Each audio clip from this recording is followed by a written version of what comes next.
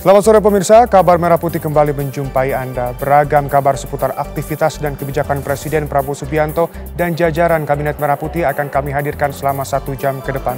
Bersama saya, Shena Damayana, inilah Kabar Merah Putih selengkapnya untuk Anda.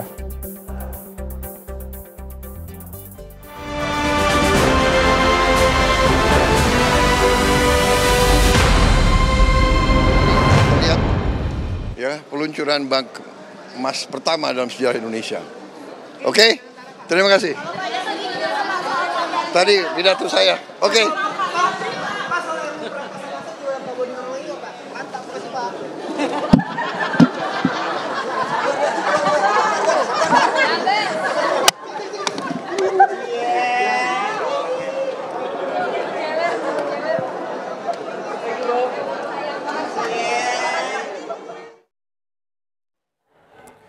Pemirsa, Presiden Prabowo Subianto hadir di acara Kongres ke-6 Partai Demokrat di Jakarta.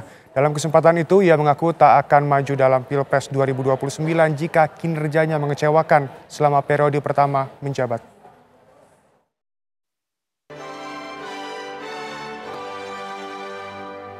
Presiden Prabowo Subianto dan Wakil Presiden Gibran Rakabuming Raka menghadiri penutupan Kongres ke-6 Partai Demokrat di Jakarta. Ketua Umum Partai Demokrat Agus Harimurti Yudhoyono dan Ketua Majelis Tinggi Partai Demokrat Susilo Bambang Yudhoyono langsung menyambut kedatangan Prabowo Subianto. Dalam pidatonya, Ketua Umum Partai Gerindra ini memberikan ucapan selamat kepada Agus Harimurti Yudhoyono setelah terpilih kembali menjadi Ketua Umum Partai Demokrat. Ucapan selamat juga diberikan kepada Susilo Bambang Yudhoyono sebagai Ketua Majelis Tinggi Partai Demokrat. Dalam kesempatan ini, Prabowo juga memuji AHY dengan menyebutnya sebagai Menko termuda di Kabinet Merah Putih. Prabowo juga bicara mengenai peluang maju di Pilpres 2029. Menurutnya, ia tak akan maju dalam Pilpres 2029 jika kinerjanya mengecewakan selama periode pertama menjabat.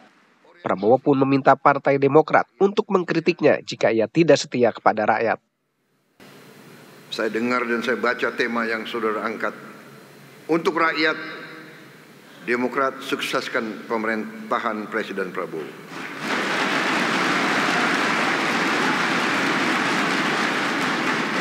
Terima kasih. Tapi saya katakan di sini, begitu saudara merasakan, begitu saudara melihat tanda-tanda Prabowo Subianto tidak setia kepada rakyat Indonesia, pada saat itulah saya minta saudara koreksi saya. Kalau perlu, dan kalau perlu tidak usah sukseskan saya, saudara-saudara sekalian. Saya kemarin dicalonkan oleh partai saya untuk maju lagi 2029. Nakal-nakal itu kader saya. Baru 100 hari kerja udah disuruh maju lagi. Tapi saya katakan, kalau tahun keempat saya mengabdi dan saya kecewa dengan prestasi saya tidak akan maju tahun 2029.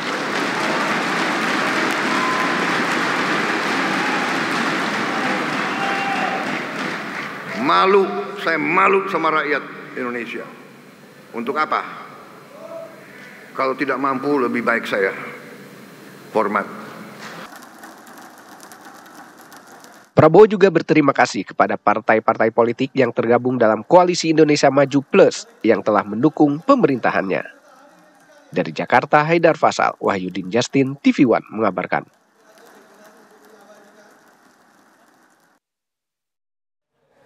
Presiden Prabowo Subianto meresmikan Bullion Bank atau bank emas pertama milik negara hari ini. Peresmian berlangsung di Gadai Tower, Jakarta Pusat, dan peresmian bank emas disebut sebagai salah satu langkah strategis pemerintah Prabowo Subianto dalam memperkuat ekosistem industri emas nasional. Pemerintah ingin memastikan bahwa emas yang dihasilkan bisa memperkuat ketahanan ekonomi nasional. Langkah ini juga untuk mendukung misi hilirisasi yang tengah dicanangkan Presiden Prabowo dalam Astacita Kabinet Merah Putih. 80 tahun kita merdeka dengan bangga, pertama kali dalam sejarah bangsa Indonesia yang punya cadangan emas ke-6 terbesar di dunia, untuk pertama kali akan memiliki bank emas.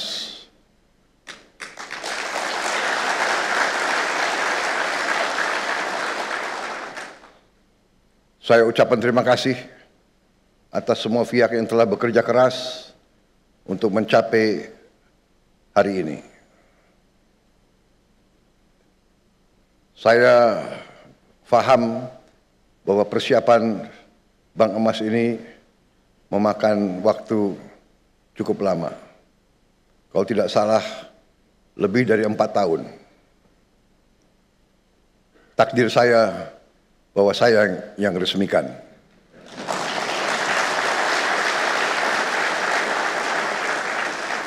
Sekali lagi, saya harus ucapkan terima kasih Pak Jokowi.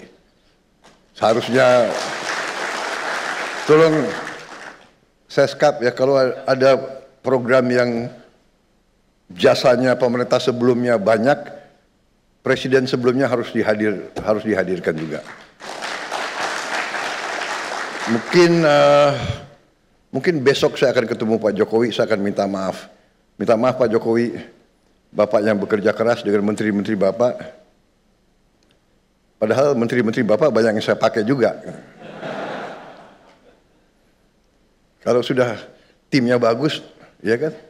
Kenapa harus diganti gitu? Benar nggak?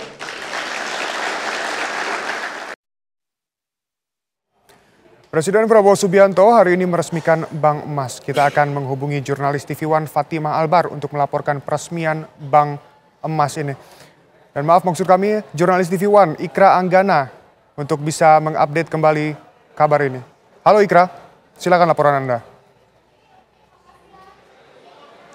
Ya baik, selamat siang Shena dan juga pemirsa. Benar sekali, hari ini Presiden Republik Indonesia Prabowo Subianto meresmikan layanan Bank Emas yang akan langsung dibawa Pegadaian dan juga Bank Syariah Indonesia. Tadi sudah selesai ini dilakukan, ada pemaparan langsung dari Presiden Prabowo Subianto dan juga Menteri BUMN Erick Thohir. Dan dari sedikit informasi yang saya tambahkan dari penjelasan informasi yang tadi kita simak bersama begitu, bahwa sejatinya saat ini pemerintah tengah berupaya untuk meningkatkan cadangan emas yang ada di Indonesia, khususnya tadi juga sempat dijelaskan oleh Erick Thohir yang menyampaikan bahwa saat ini di Indonesia masih terdapat sekitar 1.800 ton yang memang selama ini Indonesia masih belum memiliki tempat penyimpanan yang aman untuk menaruh emas, dan saat ini sudah diresmikan oleh Presiden Prabowo Subianto bahwa ke depan ini akan ada layanan bank emas yang dapat digunakan juga untuk masyarakat dalam mengelola emasnya, dalam menaruh emasnya, dan emas ini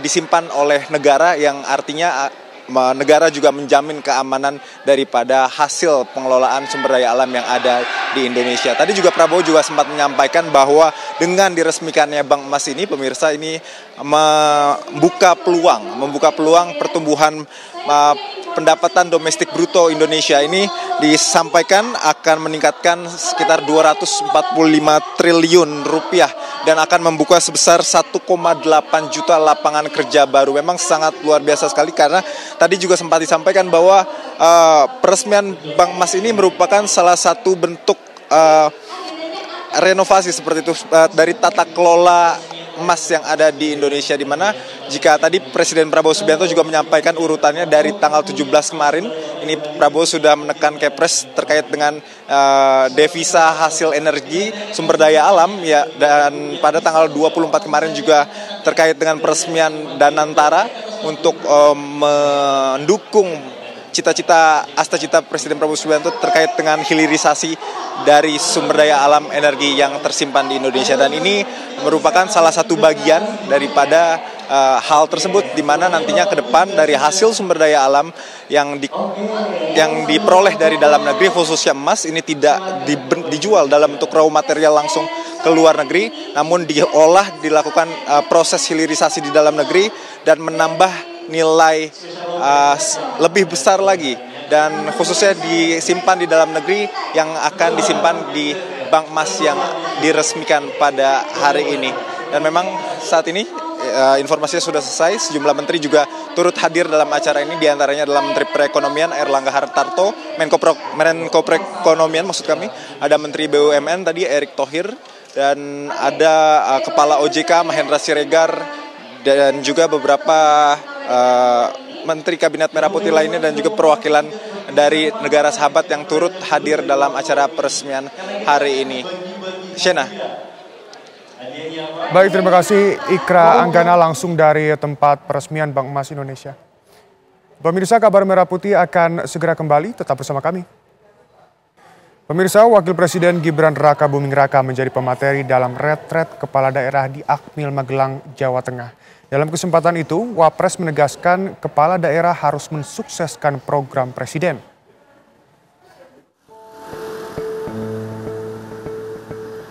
Wakil Presiden Gibran Raka Buming Raka tiba di Akmil Magelang, Jawa Tengah untuk mengisi materi di depan kepala daerah yang mengikuti retret. Menurut Wakil Menteri Dalam Negeri Bima Arya Sugiarto, ada 5 poin utama yang disampaikan oleh Wapres.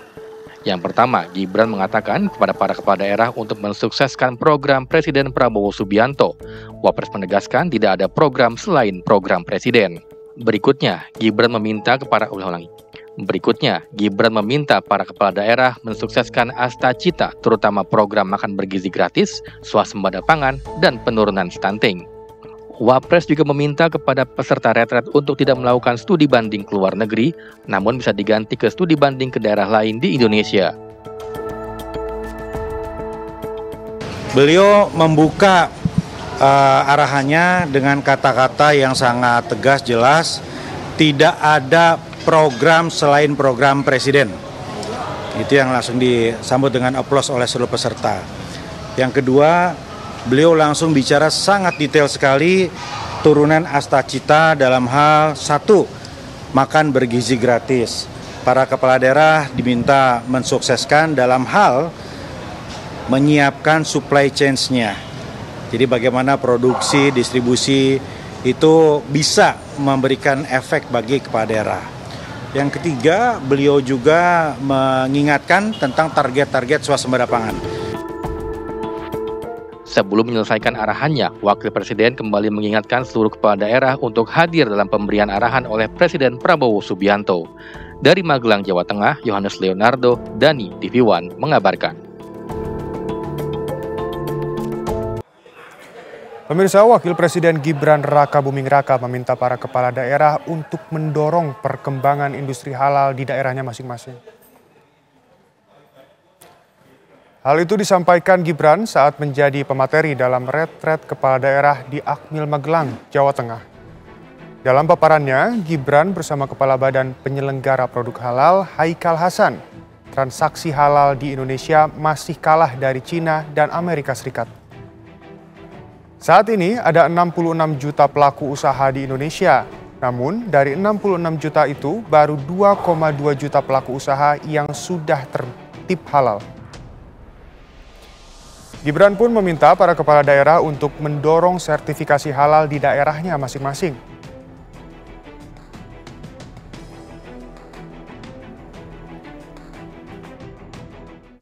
Halal kemarin tahun 2024 secara total transaksi halal dunia itu sudah menyentuh angka 20.000 triliun. 20 kuadriliun jadinya ya.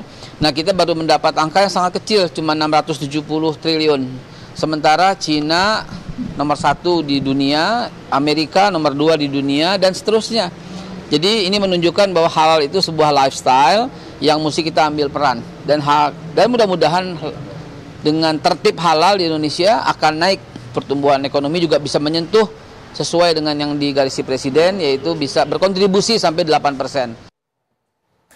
Lalu pemirsa, bagaimana agenda retret kepala daerah hari ini? Kita akan tanyakan langsung kepada jurnalis TV1 Yohanes Leonardo. Ardo, apa yang penting dan menarik dari retret kepala daerah hari ini? Ya, Shena, sejak pagi hari tadi memang untuk di retret kepala daerah atau orientasi kepala daerah yang memasuki hari ke-6 ini begitu berbeda dengan beberapa hari terakhir. Mengapa kemudian demikian? Karena di hari ke-6 ini tidak lagi dimulai dengan apel pagi maupun juga senam pagi seperti biasanya, karena tadi para kepala daerah langsung dipadatkan pemateriannya karena ada kedatangan Wakil Presiden Republik Indonesia Gibran Rakabuming Raka yang tiba sekitar pukul 9 pagi waktu Indonesia Barat di Magelang, Jawa Tengah, dan langsung kemudian masuk ke dalam melalui gedung AH Nasution di kawasan Akmil. Lalu kemudian ada pemaparan dari Wakil Presiden Gibran Rakabuming Raka yang didengarkan oleh 493 kepala daerah.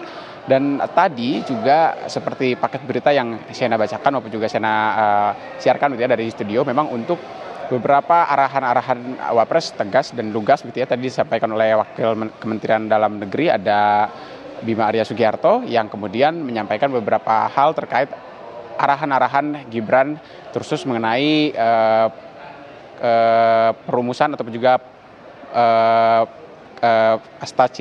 program Astacita yang diusung oleh Presiden Prabowo ke daerah-daerah untuk kemudian disukseskan secara bersama-sama, karena memang tadi disampaikan lagi oleh Gibran tidak ada program selain program Presiden Prabowo. Nah, artinya tadi juga didorong oleh para menteri dan juga kepala lembaga yang hadir, ada Menteri Kebudayaan, Kepala Badan Haji, kemudian ada Badan Penyelenggara Jaminan Produk Halal, kemudian ada Menteri HAM, justru juga ada Menteri Koordinator Politik dan Keamanan, kemudian disusul juga ada Dewan Ekonomi Nasional, yang terakhir tadi ada Luhut Binsar Panjaitan, Dewan Ekonomi Nasional, di mana tadi Luhut menyampaikan beberapa materi kepada para kepala daerah, di antaranya untuk kemudian transformasi BUMN, kemudian juga poin yang disampaikan oleh Luhut kepada para kepala daerah adalah peran teknologi AI dan juga ChatGPT untuk dapat dimanfaatkan di daerah-daerah, kemudian juga mendorong keseimbangan upah dan investasi, termasuk juga untuk membuka peluang pengembangan industri semikonduktor, serta juga untuk kemudian relokasi industri, karena memang tadi Luhut menyampaikan ada beberapa daerah strategis di Indonesia termasuk di Jawa Tengah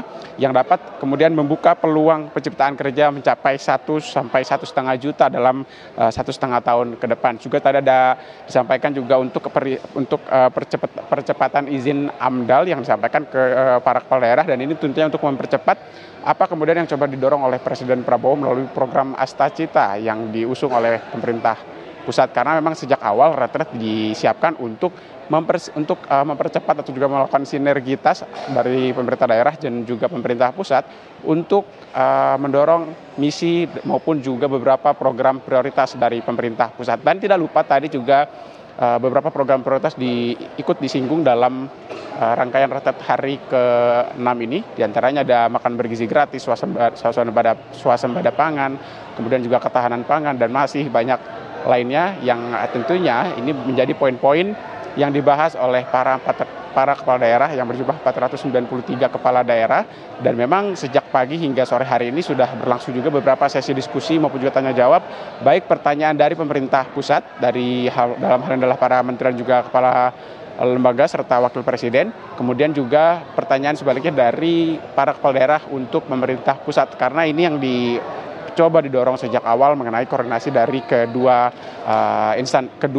lini tersebut, baik lini di daerah maupun juga koordinasi di lini di tingkat pusat. Dan yang terakhir nanti juga ada perwakilan dari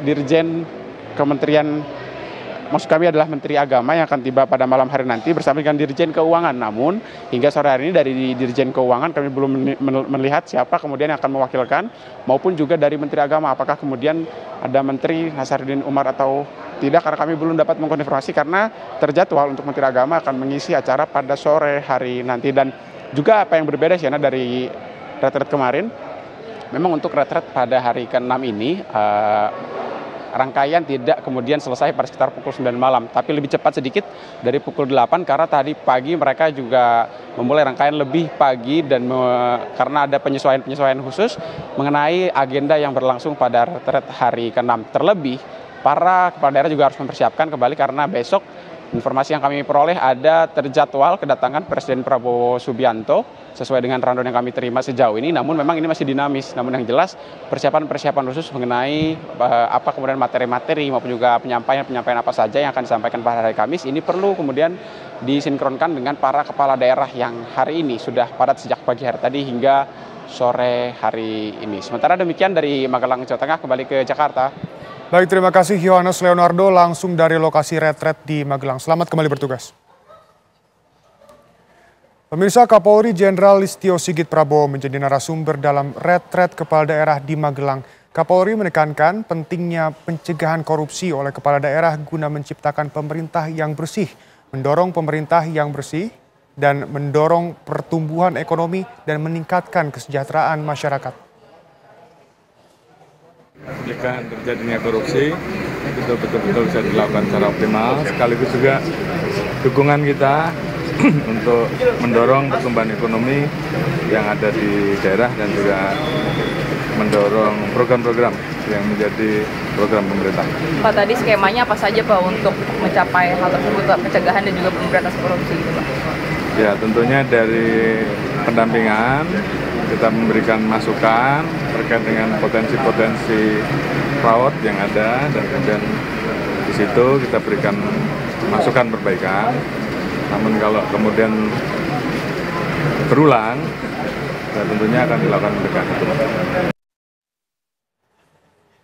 Pemirsa, Kabar Merah Putih akan kembali sesaat lagi. Tetap bersama kami. Pemirsa, Menteri Desa dan Pembangunan Daerah Tertinggal Yandri Susanto membantah putusan Mahkamah Konstitusi yang menyatakan ia ikut campur atau cawe-cawe untuk memenangkan istrinya Ratu Rahmatu Zakiyah pada Pilkada Serang 2024. Dalam keterangan persnya di kawasan Tebet, Jakarta Selatan, Rabu siang, Yandri menyatakan saat hadir dalam acara rapat kerja cabang Asosiasi Pemerintah Desa Seluruh Indonesia pada tanggal 3 Oktober 2024, ia belum menjabat sebagai Mendes. Yandri menjelaskan dirinya resmi dilantik menjadi Mendes pada 21 Oktober 2024. Selain itu, pada tanggal 3 Oktober, Yandri juga mengaku sudah tidak menjadi Wakil Ketua MPR RI. Yandri menegaskan dirinya hadir di Raker Abdesi sebagai narasumber, bukan sebagai Menteri Desa, namun sebagai pribadi dan anak bangsa.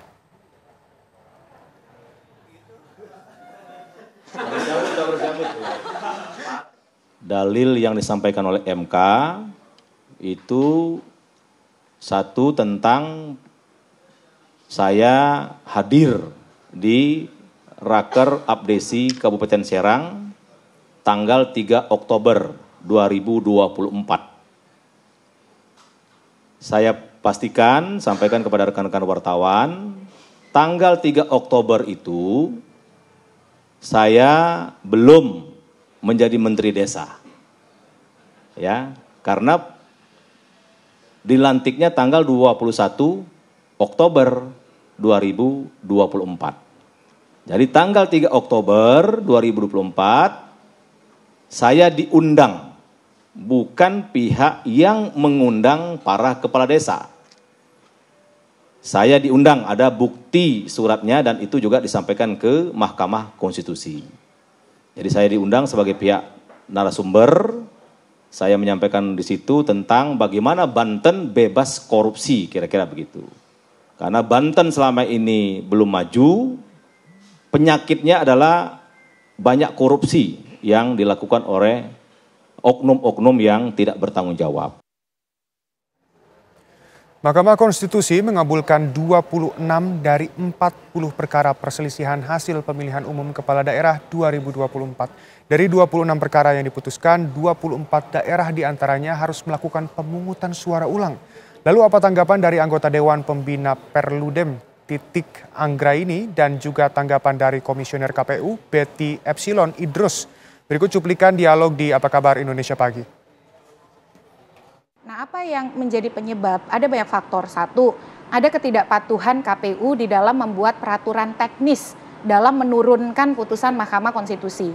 Misalnya soal menerjemahkan periodisasi masa jabatan kepala daerah yang dianggap menyimpangi oleh MK putusan MK terkait bagaimana cara menghitung masa jabatan. Karena kan kepala daerah itu tidak boleh lebih dari 2 periode. Akhirnya diperintahkan oleh MK untuk PSU dan mendiskualifikasi calon yang dinilai sudah 2 periode. Misalnya di Kabupaten Tasikmalaya, Kutai Kartanegara, Bengkulu Selatan, bahkan ada calon yang dimasukkan oleh MK karena didiskualifikasi KPU karena dianggap sudah 2 periode, padahal belum 2 periode, misalnya di 4 Lawang. Lalu yang kedua, ada problem terkait dengan diloloskannya calon yang tidak memenuhi syarat sebagai mantan terpidana yang harus jujur terbuka menyatakan dia adalah mantan terpidana. Misalnya di daerah seperti di Pasaman, Bovendigul, bahkan ada terpidana yang karena direkomendasikan Bawaslu diloloskan jadi peserta pemilu, padahal kan nggak boleh. Itu misalnya di Gorontalo Utara. Jadi banyak tuh soal keterpenuhan syarat calon. Bahkan ada yang tidak memenuhi syarat ijazah minimal SMA, seperti di Pesawaran dan di Palopo. Jadi di sini memang ada kontribusi adalah ketidakcermatan dan ketidakprofesionalan baik saya kira diantaranya KPU dan Bawaslu, karena misalnya di kasus Palopo yang kemudian ini bisa terjadi karena ada rekomendasi Bawaslu yang ikut juga memuluskan itu gitu. Kompleks ya. Jadi soal syarat aja SMA sampai harus ke MK begitu. Nah ini karena pembuktian apakah paket C-nya itu valid atau tidak. Lalu yang berikut ada juga problem soal profesionalitas dan kompetensi petugas di TPS. Misalnya kalau memilih harus menunjukkan KTP elektronik tapi tidak menunjukkan dibolehkan memilih. Ada yang menggunakan hak pilih lebih dari 1 pemilih menggunakan hak pilih di TPS secara tidak berhak. Hal-hal seperti itu. Nah, termasuk yang menurut saya salah satu yang paling fenomenal di Banjarbaru, di mana pilkada bercalon tunggal tapi dipaksakan tanpa opsi kotak kosong di surat suara yang kemudian diputuskan. Jadi surat suara itu hanya ada 1 pasang aja? Hanya ada 1, fotonya masih 2, tapi suara sah itu hanya dihitung kalau memilih calon yang nomor urut 1 begitu. Jadi 100% dia dapat suara sah. Sementara yang suara tidak sah 70% lebih. Nah, ini kan anomali yang sebenarnya tidak perlu terjadi kalau pengawasannya bagus. Lalu kemudian kemandiriannya kokoh sehingga menerjemahkan aturan sebagaimana adanya. Dan yang berikut adalah menjaga integritas sehingga bekerja betul-betul mengikuti aturan yang ada. Memang persoalannya ada di berbagai varian, tadi soal pencalonan, lalu juga soal TSM di satu daerah, dan juga kecermatan di saat pelayanan pemilih di KPPS. Nah, kami sedang melihat one by one, satu demi satu terkait dengan persoalan ini.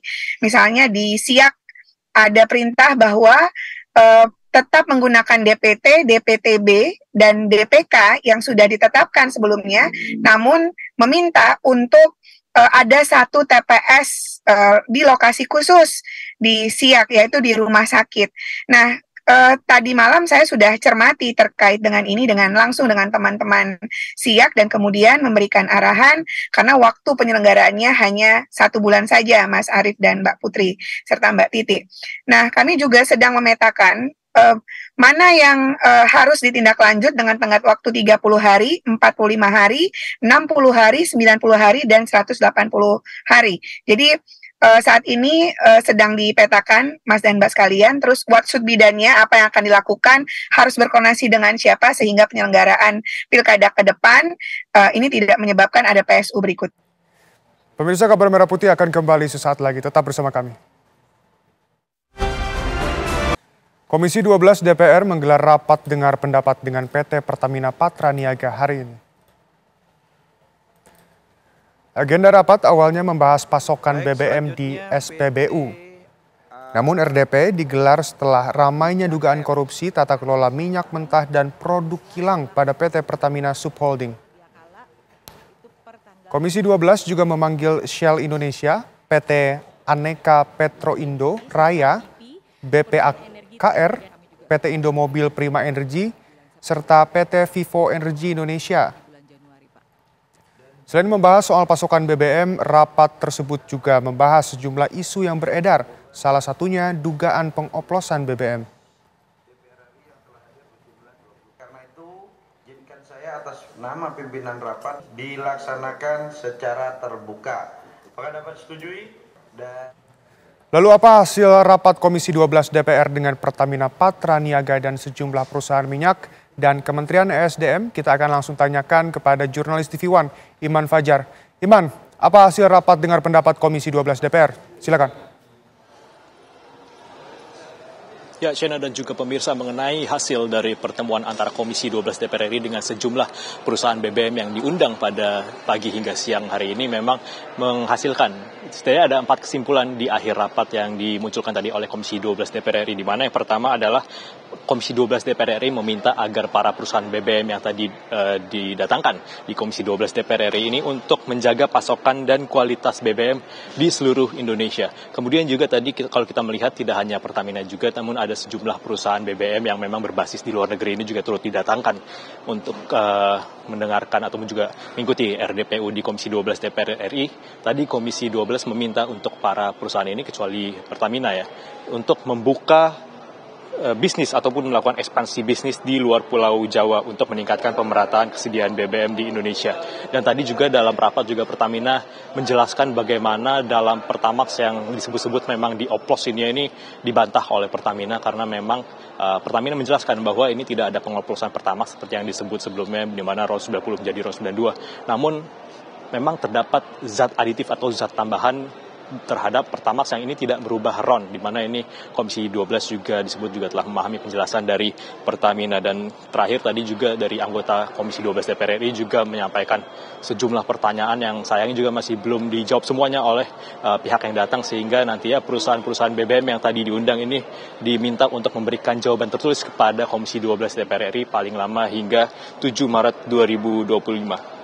Dan mengenai isu dioplosnya Pertamax dengan Pertalite ini ditepis oleh Pertamina ya, karena memang Pertamina menyebut bahwa ini Pertamax memang diberikan zat aditif, adapun zat aditif atau zat tambahan pada Pertamax ini memang sifatnya untuk menambah performa untuk anti karat, untuk detergensi juga agar mesin menjadi lebih bersih, dan juga untuk performa akselerasi, sehingga kepada konsumen juga diharapkan kendaraannya bisa lebih ringan dan juga berkendara. Jadi Pertamina ini membantah bahwa tidak adanya produk oplosan dalam Pertamax. Dan setelah rapat dengan Pertamina dan juga perusahaan BBM lainnya, tadi juga Komisi 12 DPR RI melakukan rapat dengan Kementerian ESDM, di mana tadi diwakilkan oleh Wakil Menteri ESDM Yulio Tanjung, membahas mengenai sejumlah isu, di mana Komisi 12 DPR RI dengan Kementerian ESDM RI ini membahas mengenai kesiapan pasokan listrik, BBM, dan LPG, terutama menjelang bulan Ramadan dan Hari Raya Lebaran atau Idul Fitri 1446 Hijriah. Sementara itu, Shena, kita kembalikan ke studio. Ya, terima kasih Iman Fajar langsung dari Gedung DPR RI Jakarta. Selamat kembali bertugas. Pemirsa, Kejaksaan Agung Republik Indonesia kembali menggeledah salah satu rumah milik Riza Khalid di Jalan Jenggala, Jakarta Selatan. 2 mobil milik tim penyidik Kejaksaan Agung tiba di lokasi pukul 11.40 dan langsung menurunkan sekitar 10 tim penyidik. Penyidik menggeledah lantai 3 dari rumah Riza Khalid. Sebelumnya, Selasa kemarin, Kejaksaan Agung sudah menggeledah rumah Khalid di Jalan Jenggala, Jakarta Selatan terkait kasus dugaan korupsi yang menjerat anaknya Muhammad Keri Adrianto Riza. Dalam kasus ini, penyidik telah menggeledah 7 tempat yang merupakan rumah para tersangka dan menyita sejumlah barang bukti.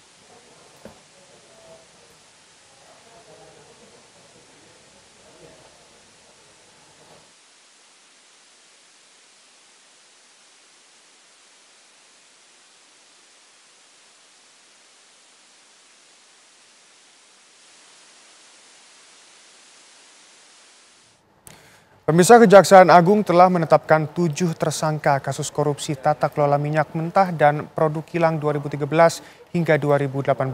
Berikut informasinya.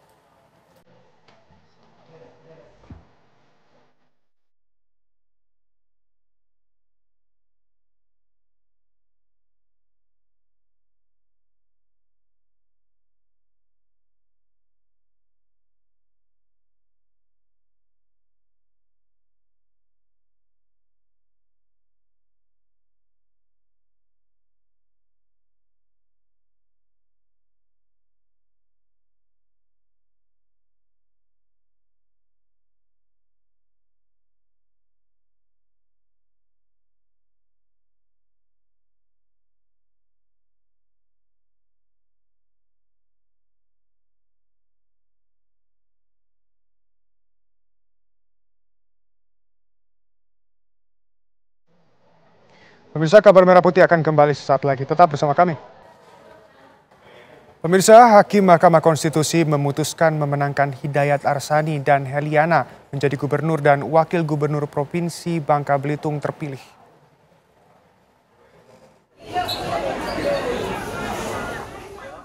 Usai putusan Hakim Mahkamah Konstitusi memenangkan Hidayat Arsani dan Heliana menjadi gubernur dan wakil gubernur terpilih Bangka Belitung periode tahun 2025-2030, Hidayat Arsani langsung pulang ke Bangka Belitung. Mereka memadati area Bandara Depati Amir, Kota Pangkal Pinang.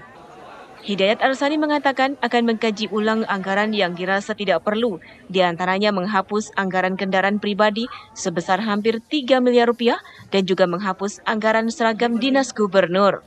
Hidayat Arsani berjanji akan fokus meningkatkan perekonomian di Bangka Belitung yang kini berada di posisi 3 terendah se-Indonesia.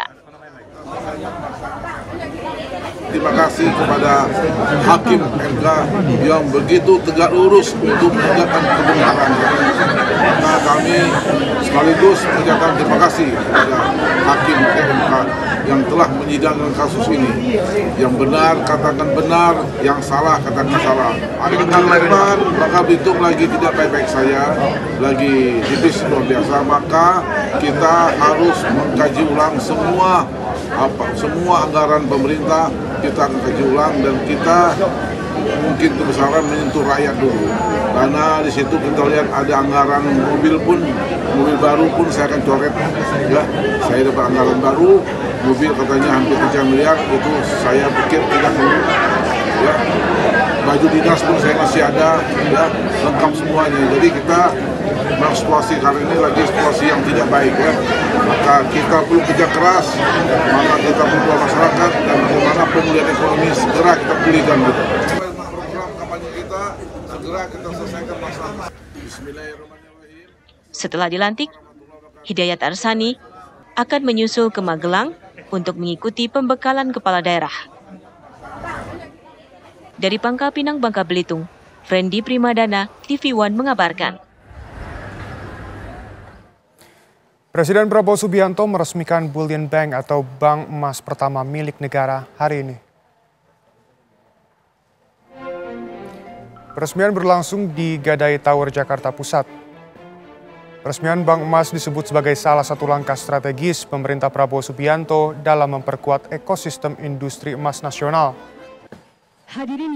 Pemerintah ingin memastikan bahwa emas yang dihasilkan bisa memperkuat ketahanan ekonomi nasional.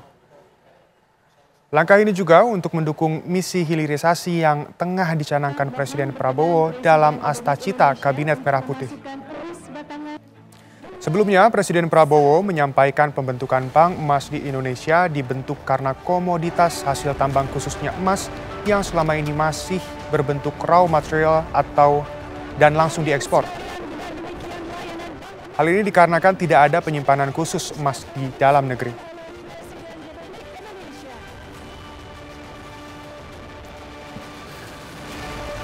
Sekali lagi kita berikan tepuk tangan yang meriah. Mohon izin Bapak Presiden, kita akan berfoto bersama dengan seluruh hadirin. Kami persilakan seluruh hadirin untuk berdiri. Kita akan berfoto bersama dengan yang terhormat Presiden Republik Indonesia. Mohon izin kita akan pandu bersama-sama. Bapak dan Ibu boleh semangat. 1, 2, 3. 80 tahun kita merdeka. Dengan bangga, pertama kali dalam sejarah bangsa Indonesia yang punya cadangan emas ke-6 terbesar di dunia, untuk pertama kali akan memiliki bank emas.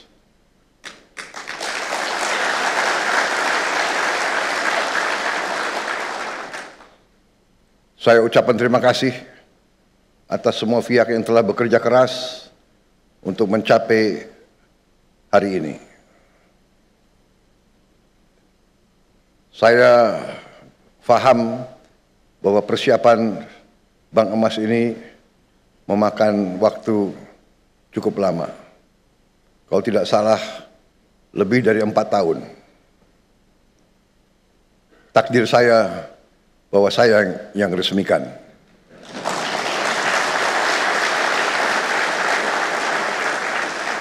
Sekali lagi saya harus ucapkan terima kasih Pak Jokowi. Seharusnya tolong Seskap ya, kalau ada program yang jasanya pemerintah sebelumnya banyak, presiden sebelumnya harus dihadirkan juga.